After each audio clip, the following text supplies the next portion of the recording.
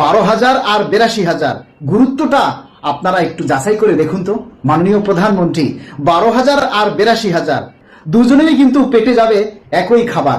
বাজারে দ্রব্যমূল্যের দাম দুজনের জন্যই কিন্তু সমান, অথচ দেবার সময় বলবেন আমরা পাবো ধাপে ধাপে। আমাদের যে ধাপে ধাপে দিবেন তাতে আমাদের জীবনটাও ধাপে ধাপে থেমে যাবে।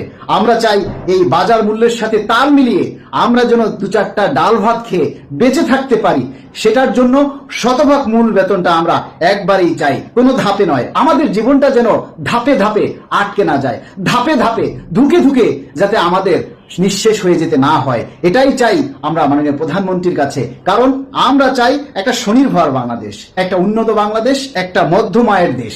আর সেই দেশটা করতে গেলে আগে সরকারি যারা সার্ভিস হোল্ডার, যারা সরকারের ডান হাত হিসাবে কাজ করে, সরকারের সেবক হিসাবে কাজ করে, তাদের জীবন মান উন্নয়ন করাটা হচ্ছে সবচেয়ে বেশি জরুরি। তাই ধাপে নয়, কথায় নয়, পার্সেন্টেজে নয়, আমরা সবাই চাই শতভাগ মূল বেতন একবারেই।